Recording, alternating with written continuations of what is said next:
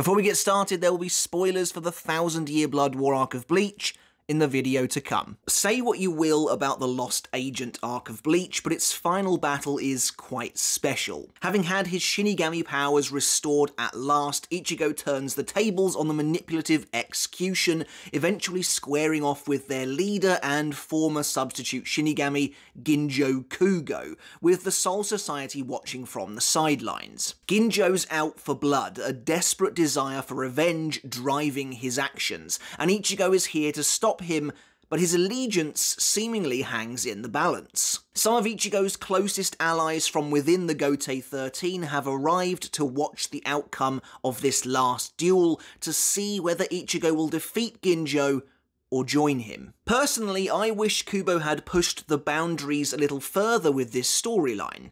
There's so much good stuff here, and most of it goes unexplored for the most part. The idea that Ichigo may actually agree with Ginjo's plight, seeing something of himself in this betrayed and fallen Substitute Shinigami, is fascinating, and the idea that our hero may decide to team up with him to bring down the Soul Society is an interesting one, even if it's reasonably never going to happen. Kubo doubles down on the questionable morality of the Gotei 13 here in a way that really works, adding vital shades of grey to the protagonists of Bleach, but Ichigo himself doesn't even really flirt with the idea. He's unshakable, and while that is true to his character and the experiences he shared with these people that he now calls friends, I'd have liked to have seen maybe a little more conflict. But honestly, this wishful thinking of mine just stems from the fact that this final battle is so good, and comes together really well to form something totally unique within the story. This is nothing like the other final battles of arcs past and future, and it's all the better for it. In fact, I'd argue that outside of Ichigo vs Byakuya, this is Bleach's best final battle. The pacing, the drama, the action is all here, and it works really well. Again, a little surprising to see something of this nature stem from an arc that at times barely resembles Bleach itself.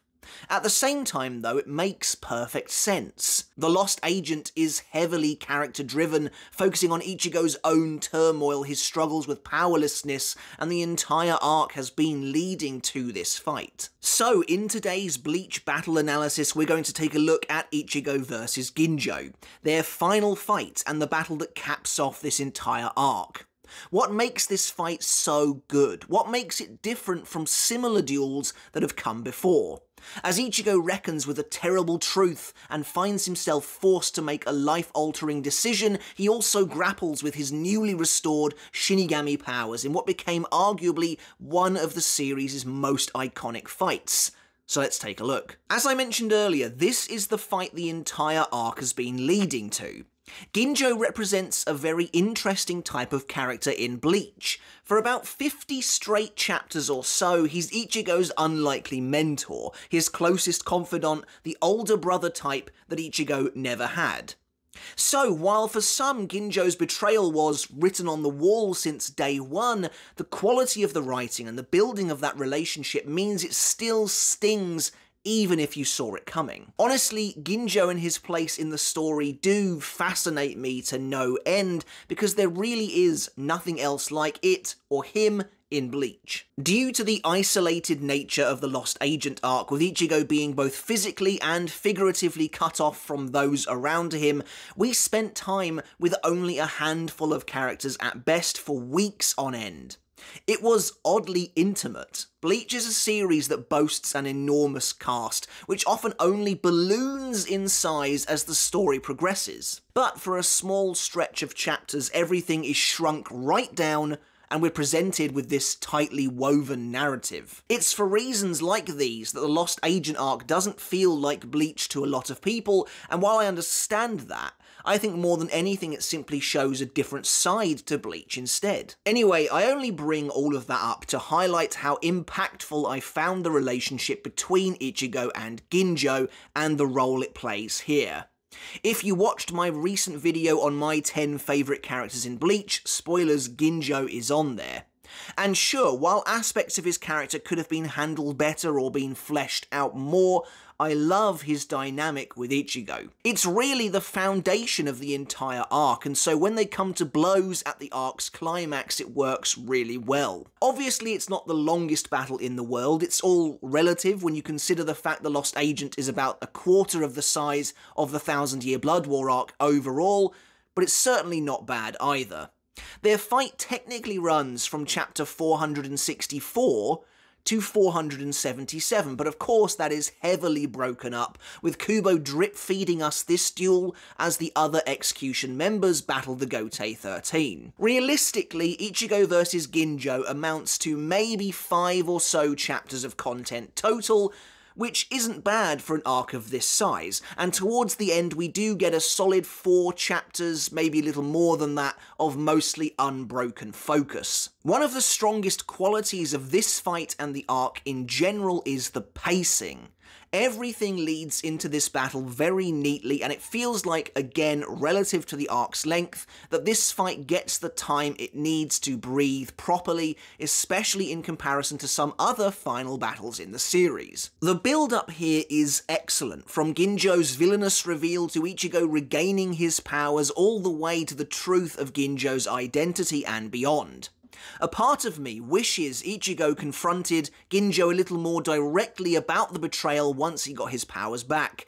In fact, I wish they had the opportunity to speak a little more than they do here in general, but there's something exceptional about the way this fight handles the tragic culmination of their relationship, of their bond, fabricated though it mostly may have been. Kubo reveals they still understand each other regardless. And while I understand that at its core this is a shonen battle series, therefore everything must be resolved with a fight, I would have liked them to have at least conversed a little more before one of them finally went down. Because to me, there's something kind of heart-wrenching about watching 2 Substitute Shinigami fight. They do feel like 2 pawns on a chessboard.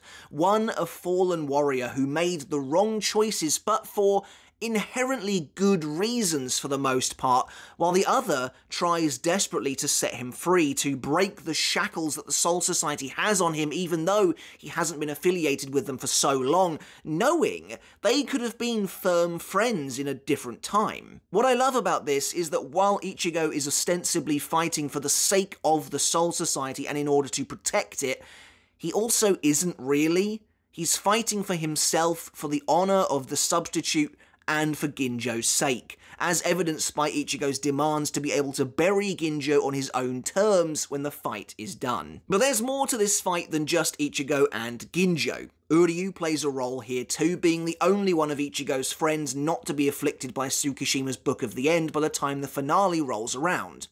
Uryu helps to expose Ginjo's treachery and then arrives to help Ichigo battle him as well. It's nice to see Ichigo and Uryu working together like this, even if Uryu doesn't get to do much in the long run. Their dynamic and banter is great, and of course it's nice to see Ichigo getting to fight alongside one of his true friends after such a bleak and helpless storyline. Then there's the Gotei 13 in general, led by Rukia. The captains are there to witness the outcome of Ichigo's fight and see whose side he eventually takes. If he were to join up with Ginjo, perhaps taking pity on him and his plight, his situation, the Gotei 13 would be forced to try and take him down, which would be interesting in itself. But of all of them, Rukia remains steadfast in her belief in Ichigo that he'd never betray them nor work with the enemy willingly.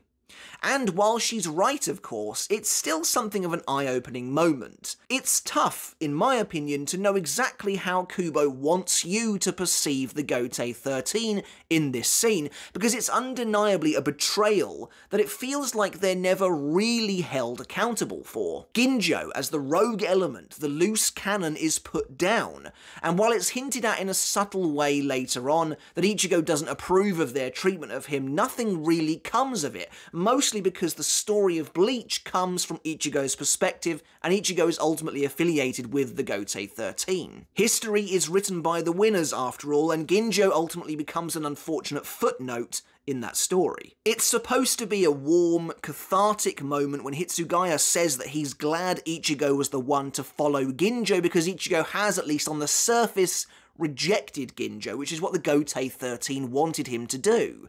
But Hitsugaya and the rest of them clearly didn't always have that faith, that goodwill, and came here even after Ichigo sacrificed everything to save them from Aizen, with some intention of potentially killing him if he put a foot out of line, as though they didn't completely trust him or his judgment yet. Hitsugaya notes that the original plan was to kill both Substitute Shinigami when Ginjo revealed himself, something the majority of captains apparently agreed upon. I'd be interested to know who were the voices that spoke out against that, shall we say, before explaining how the Gotei was changed by meeting Ichigo and how now, instead of coming here just to kill him on this night, they've come to watch over him instead. This is a nice sentiment, and it's meant to display some development for the Gotei itself as an organisation, but the way it's phrased, especially with Byakuya telling Rukia they came to oversee Ichigo's decision, makes it sound like they would still not hesitate to take him down if they had to, so it's not quite as rosy as it might appear. But that moral greyness of the Gotei 13 is what makes them such an interesting entity to begin with. Tsukishima and Riruka are also involved at the very end of the battle in a really awesome sequence as we see the crumbling of execution itself, but we'll get to that later. Before we get to the actual fight, the Lost Agent builds effectively to its final battle in one of the most emotionally charged sequences of the series.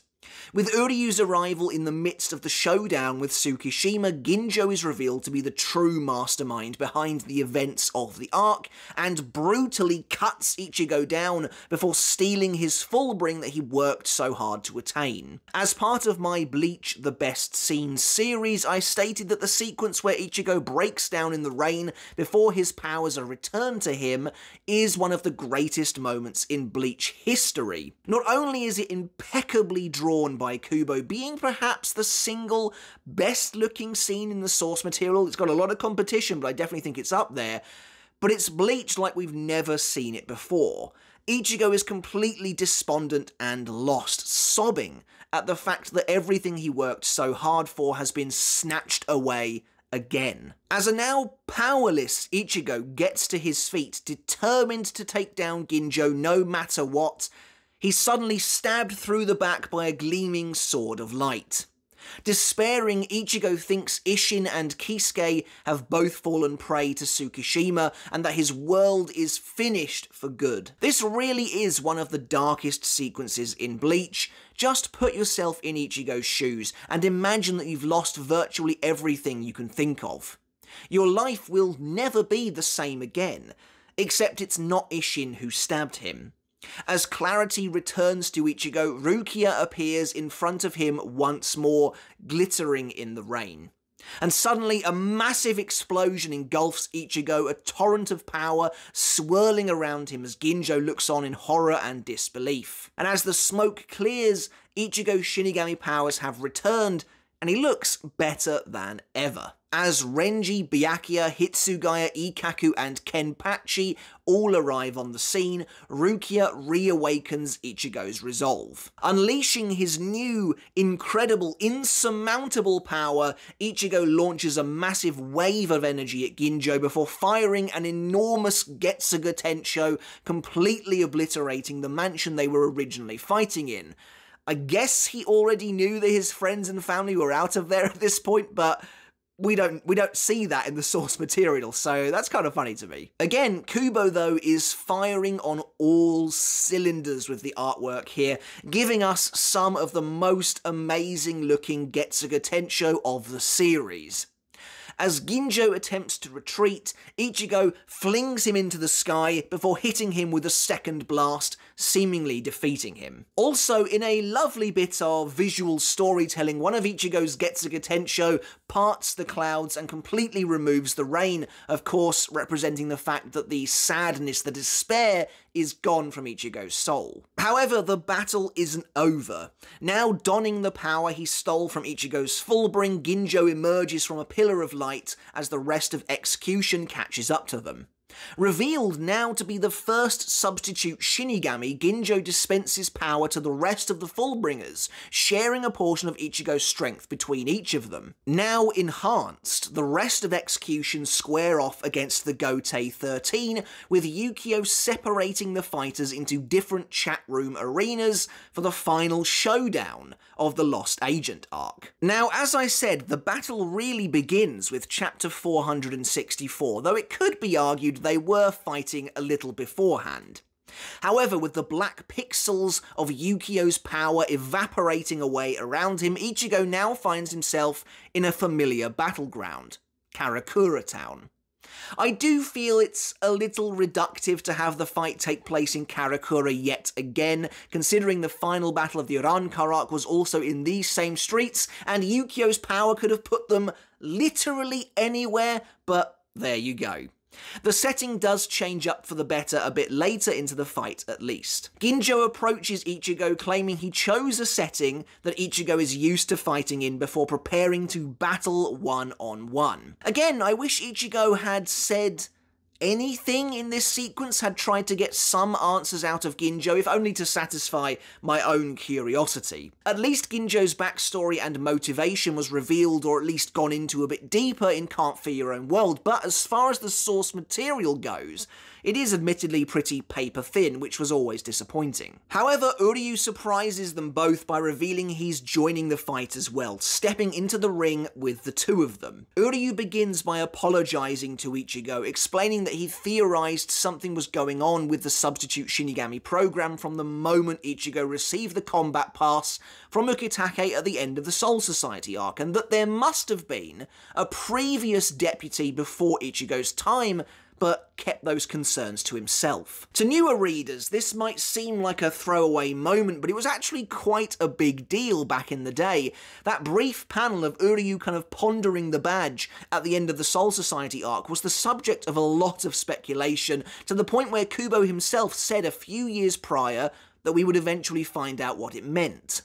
I can't remember if he considered it to be a 4th level secret or not, but even so, it was cool to finally get that answer linked up. In typical Ichigo fashion, however, he simply berates Uryu for overthinking things and for dwelling on something that's already in the past. Although they prepare for the battle, Uryu is still concerned. What if there's another reason the Soul Society didn't tell Ichigo the truth about Ginjo this whole time? Despite literally just apologising for keeping something from Ichigo, Uryu decides not to tell him his thoughts, instead simply readying himself for the fight ahead. Ginjo steps forward, lifting his blade threateningly as Ichigo and Uryu face off against him. To be honest, this could still be considered the pre-battle, but considering they're now all gathered in the arena, I think it's fair to count it as part of the fight itself. We don't return to the battle again for a while now, instead letting some of the smaller fights with Execution wrap themselves up first. The next time we find ourselves here, Ginjo, with a crazed expression on his face, launches a colossal energy blast down towards the buildings below, a torrent of emerald green power smashing into the town and sending reams of light whipping through the alleyways. I love the shot of Ginjo wielding cross of scaffold, power like flames billowing from the blade itself. It really does look fantastic. Uryu manages to escape the blast by hiding behind a wall, watching in secret as Ginjo touches down nearby, smugly yelling that Ichigo's taking too long to assess the situation. Uryu is again concerned, however. Ginjo hasn't just stolen Ichigo's Fullbring, but he's infused with Ichigo's very Reiatsu, increasing the power of his attacks dramatically. Ichigo arrives, asking if Uryu has managed to think of a plan. I'm not sure where Ichigo's been all this time since Uryu told him to wait and see, but I love the dichotomy of their personalities here and how they mesh together. It's examples like this that show why Uryu is such a good foil for Ichigo, and I like that he's involved in this final battle even a little bit. When Uryu claims to not have a plan, Ichigo decides to simply go for Ginjo with brute force instead, not even bothering to listen to what Uryu has discovered through his observations. Ichigo confronts Ginjo above the town, readying a massive golden Getsuga on the edge of his blade to throw at his enemy. Ginjo successfully successfully goads Ichigo into attacking him, and Ichigo launches his Getsuga, the arc of energy slicing through the sky. However, Ginjo merely cuts the blast in two before throwing his own Getsuga Tensho back at Ichigo, a wave of purple light cutting through the air and slamming into Ichigo with an explosive blast. As Ginjo's attack successfully lands, he's suddenly blasted from behind by Uryu, who launches a volley of arrows at him. Ginjo manages to duck out of the way, sharply avoiding the Quincy as Uryu berates Ichigo for acting rashly. This is again another great sequence. The choreography is really nice, and it's especially awesome to see Uryu actually getting actively involved here, because he doesn't really do a lot in this fight. There's also quite a bit to talk about here. As if emphasizing the relationship between Ichigo and Ginjo even further, Ginjo is now only the fourth character in the series to use a Getsuga Tensho, which is a pretty big deal when you consider one of them is Ichigo's father and the other one is his Zanpakuto toe spirit. Of course, where those characters are much more closely aligned to Ichigo on a personal level, Ginjo is more his shadow, his dark reflection, an almost exact replica of Ichigo were he to go down the dark path of vengeance and murder instead. Secondly, Uryu reveals a brand new bow here. Despite him using his more traditional Heilig Borgen of light earlier in the conflict, he's now brandishing a much smaller, almost handgun-esque bow that seems to be made of a tangible material. Of course, this bow should be immediately familiar. It looks a lot like the bow used by Ryuken Ishida, helping to showcase some real growth for Uryu. Strangely, while he is using this bow still at the start of the 1000-Year Blood War arc, it completely disappears further into the final arc. Anyway, Uryu warns Ichigo to be more careful in the future. Since Ginjo stole Ichigo's Fullbring and Spiritual Pressure, he likely has access to all of Ichigo's abilities. I remember people making fun of this statement back in the day, joking that Ginjo's already used all of Ichigo's powers just by using Getsuga Tensho.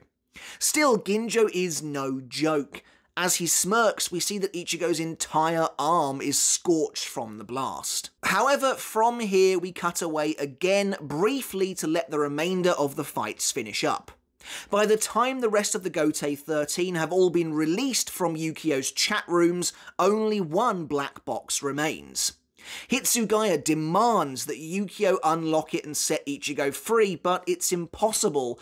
When he joined execution along with the other Fullbringers, Yukio exchanged some of his power with Ginjo. Upon doing so, whenever Ginjo is inside Yukio's ability, it can't be deactivated without Ginjo's express permission. And so the stage is set for the battle to continue to its end as we return once again. Ginjo launches another purple Getsuga Tensho at Ichigo, but this time Ichigo's ready.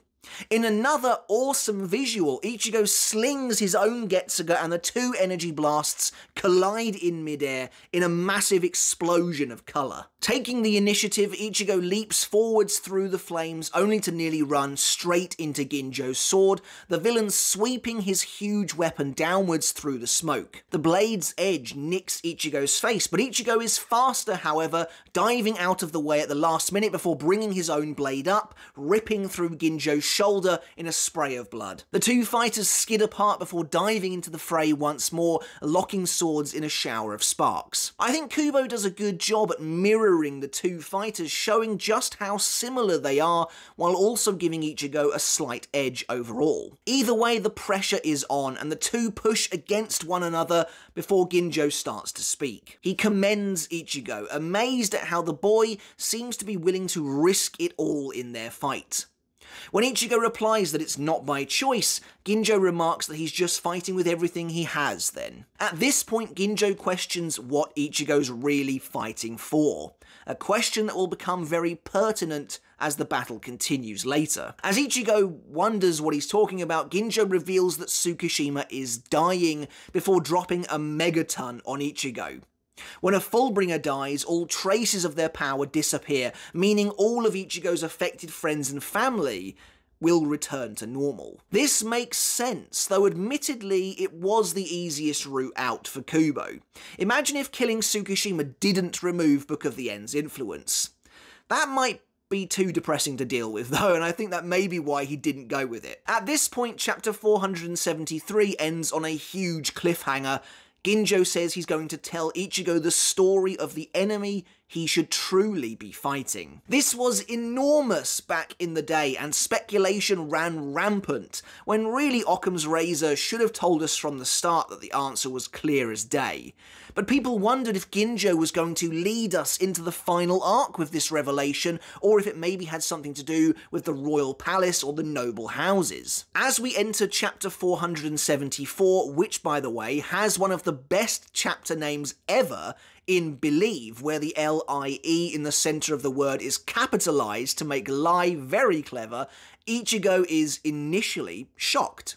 However, I like how quickly he composes himself here. Ginjo is trying to destabilise him, but Ichigo simply tells him to stop messing with his head. I'm glad he's being straight up about it for once. This next sequence is actually weirdly meta, in fact, and very self-aware of Kubo, as he toys with the very tropes he so often uses. Uryu steps in, telling Ginjo that now he's in an unfavourable position. He's presenting Ichigo with a so-called shocking truth to try and apply psychological pressure, hoping Ichigo will join him. Uryu's casually calling out most fantasy villains right there, but it's cool to see them being so level-headed. In return, I enjoy how bullish Ginjo is, simply telling Uryu to try and shoot him if he thinks he can, but he'll deflect it while still talking. Honestly, it's kind of odd to me that Uryu is that concerned by Ginjo's boasts. Ginjo claims to be able to take down both of them easily right now,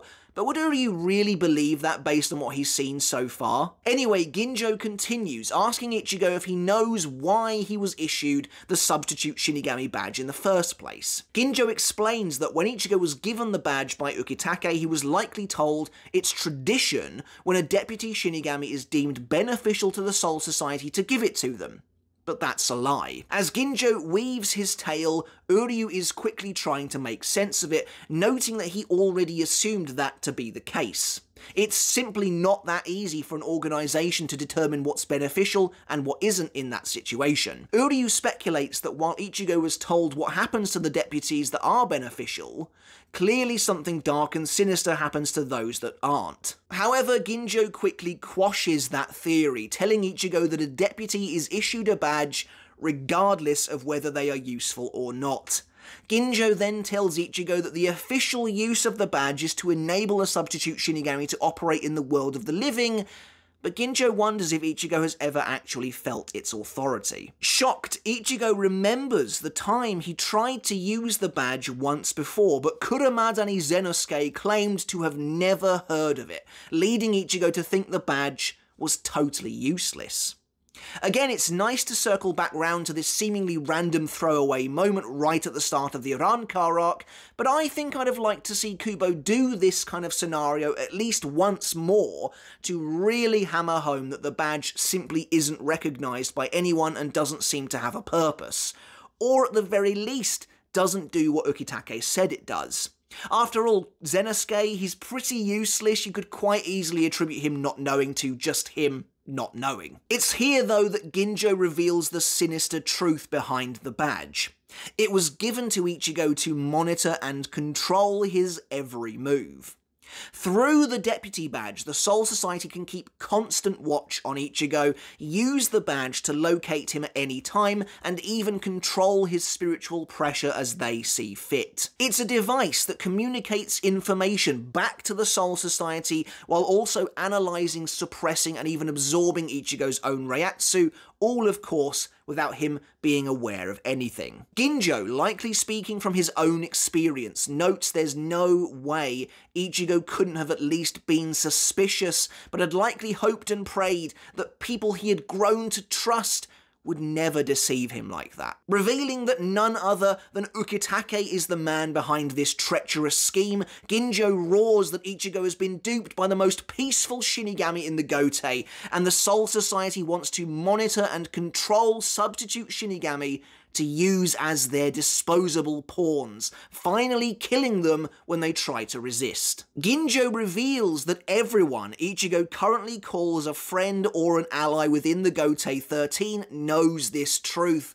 and that Ichigo himself has been left out to die. Let's talk about this for a bit. I've always really liked this story beat, but it is not perfect. For one, I like that Ginjo isn't after world domination or anything like that. His villainy comes from a personal slight as a result of the Gotei 13's ominous true nature. However, I think the execution is just lacking a little bit here.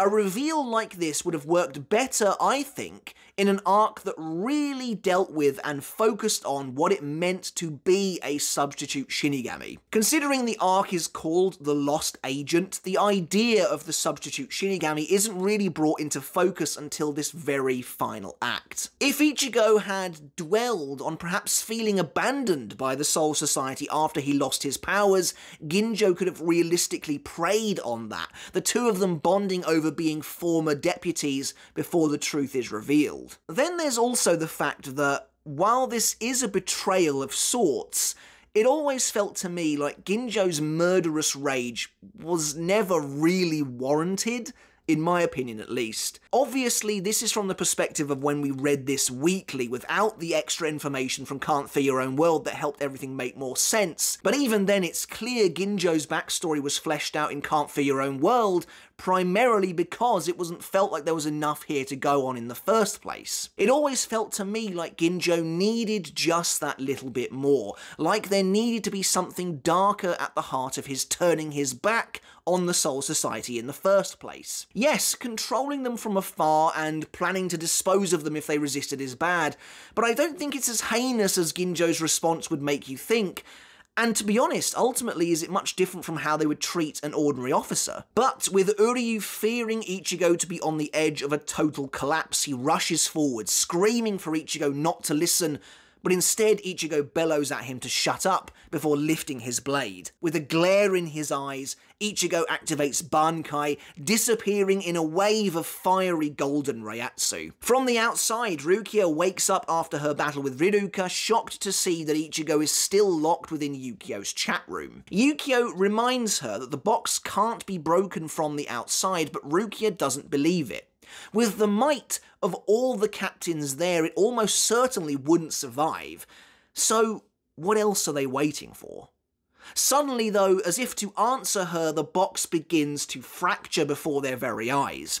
Chunks of pixels fly into the air as an enormous fracture runs through the centre of the box. Rukia and Yukio looking on in disbelief when suddenly the entire pocket dimension itself ruptures, exploding in a huge blast of yellow light. Rukia watches through the dust and the flame as someone emerges, clad in all black. When you look at the sheer care and attention that was put into this Bankai reveal, it really makes me wish more had been done for the unveiling of Ichigo's true Bankai in the 1000-Year Blood War arc, which feels so incredibly lackluster in comparison. While this might not be as iconic as the reveal of Ichigo's first Bankai back in the Soul Society arc, and let's face it, that would be very difficult to do, this is still extremely well crafted and does a great job at building anticipation. It's great that we see Ichigo's new form for the first time through the lens of Rukia's eyes. After all, she first gave him powers and was the one who reignited them here as well. It feels like everything comes full circle very nicely. This works, in my opinion, as a great complement or sequel to Ichigo's first Bankai reveal so many years before, whereas the reveal of his true Bankai at the very end of the series feels weirdly, in my opinion, disconnected in more ways than one. As shards of the digital box rain down around them, we finally see Ichigo's new Tensa Zangetsu, and much like his new Shikai, this is the best his Bankai has ever looked and will ever look again. Simply, it's just a really nice upgrade on the original iconic look, with just enough bells and whistles to be considered different, but not over-designed. I wasn't sure initially about the white X-shaped gauntlets, but even they work now. And of course, the blade itself looks amazing. Sleek but jagged with serrated teeth that make it look immediately more menacing and dangerous than before. This is a grown-up Bankai fit for a grown-up, more mature Ichigo, and it works excellently. I love the parallels here to the original reveal too. Ichigo is now on the opposite side of the page, and of course it's now night rather than day, fitting with the noir vibe of the Lost Agent arc in general. Faced with Ichigo's new form, however, Ginjo merely chuckles, wondering if Ichigo will continue to just turn away from reality by simply killing him because he's getting on his nerves. By the way, Kubo draws Ginjo so very well. I've said it before that the Lost Agent arc has the best art in Bleach, and it is truly reflected in character faces which never look better than they do here. However, Ichigo talks with Uryu first, telling him not to worry so much. It seems Ichigo's intelligence has been underestimated somewhat, and Ichigo then says to Ginjo that yes, he was skeptical of Ukitake's words, but he didn't want to believe it. However, Ichigo came to his own conclusion in his own time. Why was he suspicious of Ukitake at all? Ichigo believes that Ukitake is much smarter than him, and so could have deceived him without Ichigo ever knowing. Ichigo believes Ukitake gave him the badge for the reasons he said, and let Ichigo figure it out for himself that the badge didn't work. What comes next, in my opinion, is perhaps the most defining moment for Ichigo's character until the blade is me, and what makes him stand out as the hero of this story. You see, Ichigo believes Ukitake let him make a choice. Scoffing, unable to understand, Ginjo wonders what choice Ichigo could have made. Just because he learned the truth of the badge himself doesn't mean he was given a choice at all. However, Ichigo says that he did choose. He chose his own path to protect. All Ichigo has ever wanted is the strength to protect. He has no lofty, ambitious goal or anything like that. He wants to protect. Not only those close to him, but anyone and everyone that he can. When he lost his Shinigami powers, that feeling came rushing back. He remembered it in full. That desire of his was going unfulfilled. When Ichigo so desperately wanted that power to protect, initially back in chapter 1, it was Rukia that gave it to him.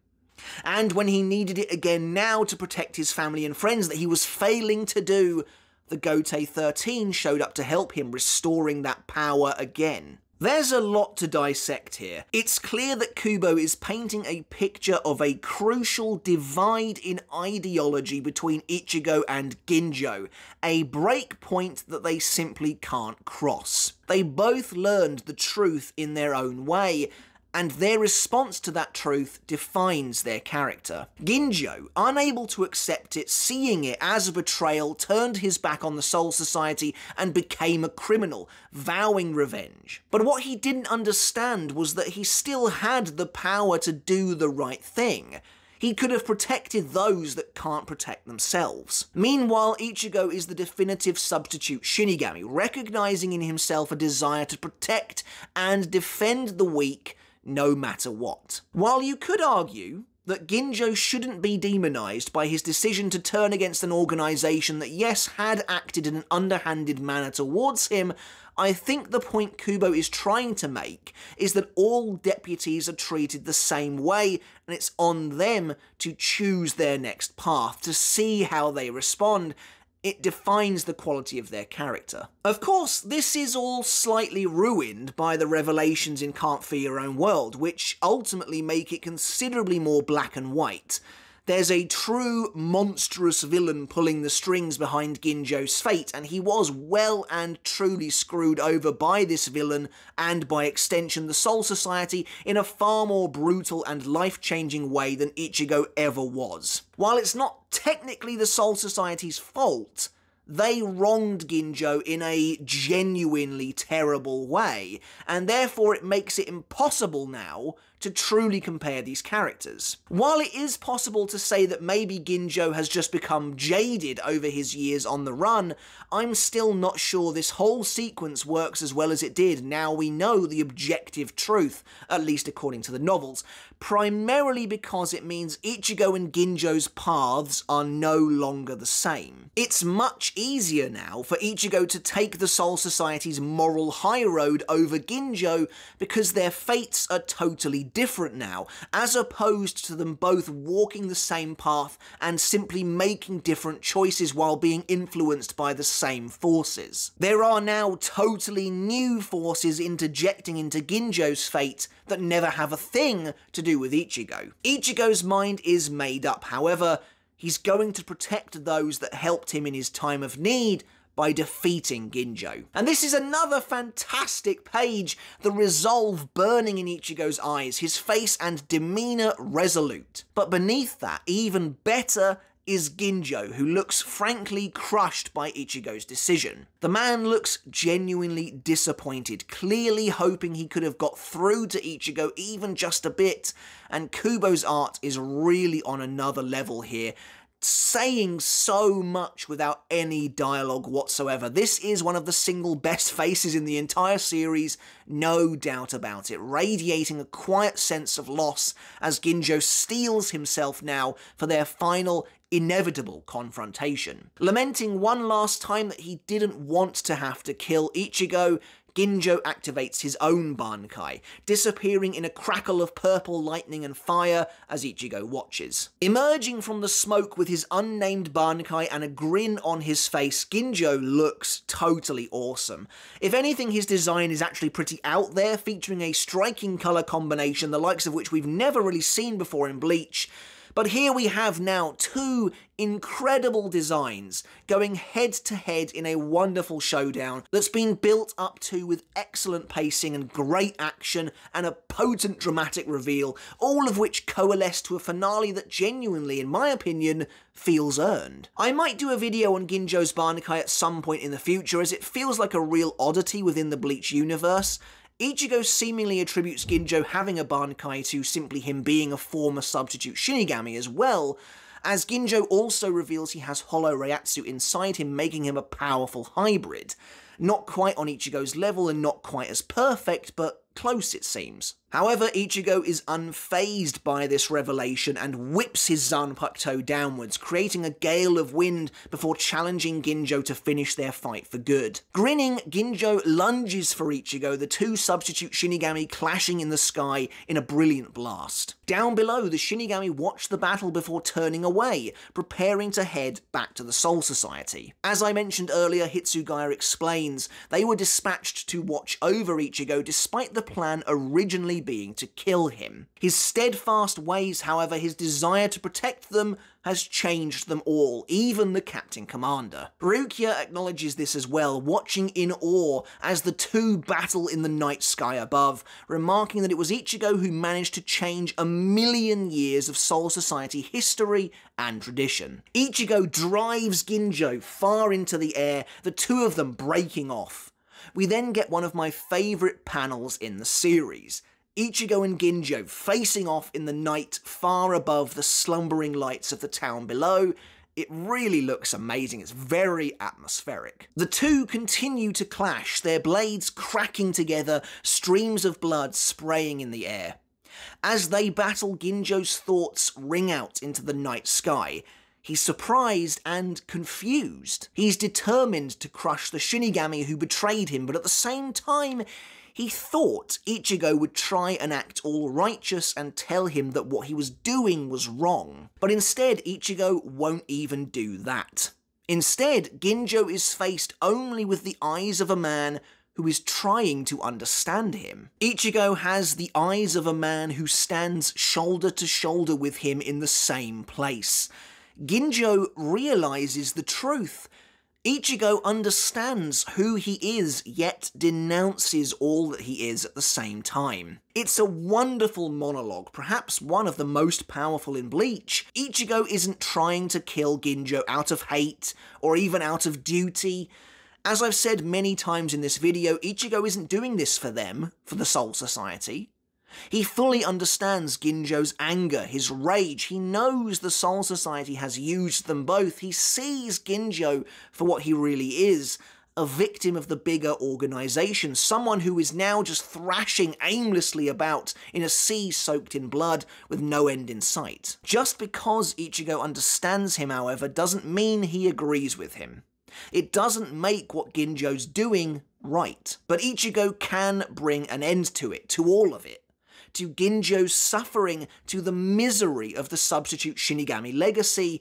He can set him free. In a last-ditch effort, with an agonized scream, Ginjo unleashes a powerful Sero at Ichigo, but Ichigo simply catches it in his outstretched hand, dissipating the blast into nothing. And then, as they glance at each other knowingly, with one massive stroke, Ichigo cuts Ginjo down in a full-page slash, striking his foe from shoulder to hip. This whole section is just so wonderfully cinematic. In a stream of light, like a comet coming from heaven, Ichigo and Ginjo fall back to Earth. In what's another of my favourite panels ever, the two crash land onto the ground in a huge explosion, still facing off, Ginjo burying his blade into the dirt and dust to keep himself standing as blood streams and ebbs from his wound, Ichigo ready to pounce once more. The two lock swords again clashing furiously, covered in blood. This time there's no room for words.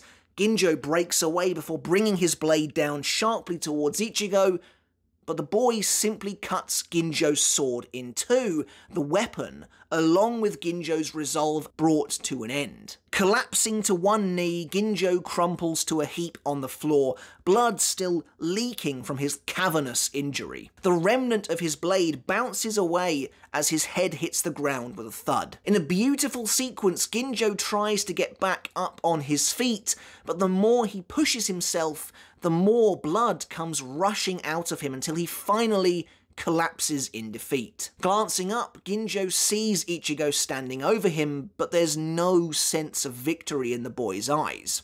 Just a tired sadness more than anything. As Ginjo's Bankai begins to fade away, he wonders if things might have been different had their order been swapped.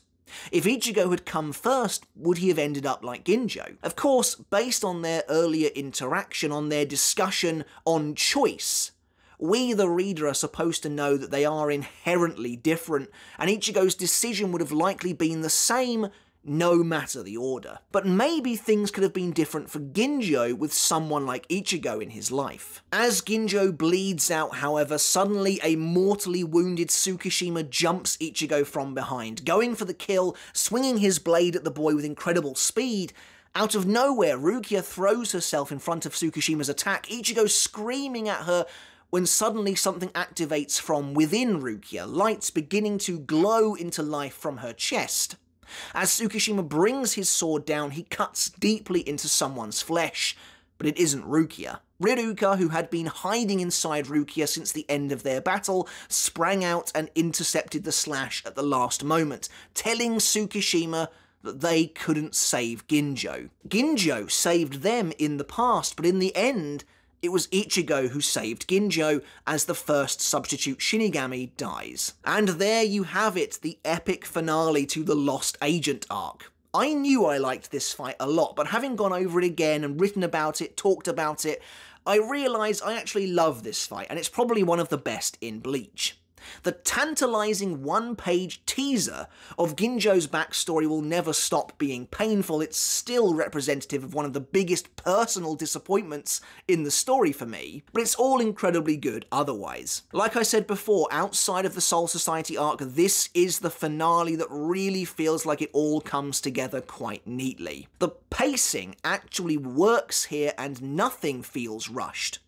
I'm not sure the Fullbringers will ever get their dues truly, and there's no denying that not everything about this arc totally works, but this fight really is a big success in my eyes. Ichigo's growth as a character, as a man, is subtle, but it's undeniable.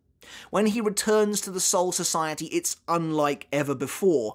They've done him a huge favour in restoring his powers, but everyone is noticeably on edge. They still suspect him even a little. They worry that he's here to take revenge on them. That's why every captain goes to meet him at the gate, and that's why Yamamoto grows suspicious when Ichigo says he isn't here to be thanked. But he's more mature than that. He's grown more than they've given him credit for, as Kyoraku and Ukitake admit later on. He's here now to take Ginjo's body back and bury him in the real world. There's a few reasons for this. One, presumably this will allow Ginjo to reincarnate as a soul, and Ichigo feels that he deserves that second chance. But two, as I mentioned before, Ichigo ultimately did understand Ginjo and his pain, even if he didn't agree with the man's methods. Yes, Ichigo killed him, but it's established by Kubo that that was necessary for Ginjo's own salvation. The Soul Society treated Ginjo terribly, and so he simply doesn't belong here. When Ichigo says Ginjo is just a substitute Shinigami, he's highlighting that there will always be that divide between guys like them and the organization they work for. In Ichigo's mind, the human world is where Ginjo belongs in death. But that's it for the video, guys. As always, I really hope you enjoyed it. It was a fairly long one this time around, but I'm really quite proud of this one. I think this fight was an awful lot of fun to talk about, to go really in-depth with and analyse properly. And again, as always, I hope you loved it and got something of value out of it. Let me know in the comments below, what do you think of Ichigo versus Ginjo, the final battle of the Lost Agent arc? I'd love to know, am I off base with this one? Do I love this fight a lot more than everyone else? Where does it rank in terms of the final battles of each arc for you? I would love to hear all of your thoughts down in the comments, so do please make sure to let me know. And as always, I want to end this video by giving a massive shout out and saying an enormous thank you to all of my Patreon supporters. I really couldn't do this without your support. I really do appreciate it so very much. So thank you to each and every one of you. I really do appreciate it. And it means the absolute world to me as well. If you like what I do here over on YouTube, you too can support the channel even further by supporting me over there on Patreon to get your name in the credits just like this, and to get every video I release absolutely ad-free. Alright guys, but that's it from me. Until next time, I'll catch you later, and I'll see you then.